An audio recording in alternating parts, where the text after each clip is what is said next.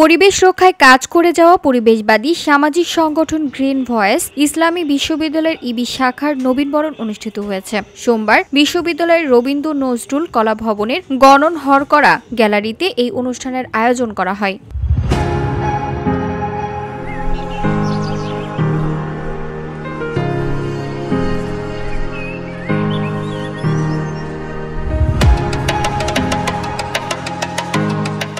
সংগঠনটির সভাপতি মোহাম্মদ ইমতিয়াজ আহমেদ ইমনের সভাপতিত্বে অনুষ্ঠানে মোহাম্মদ নাসিম আলী ও অদিতি সরকার সঞ্চালনা করেন। গ্রিন ভয়েস উপদেষ্টা মণ্ডলী পরিবেশ সচেতনতা বিষয়ক নানাবিধ বিষয়ে আলোচনা করেন।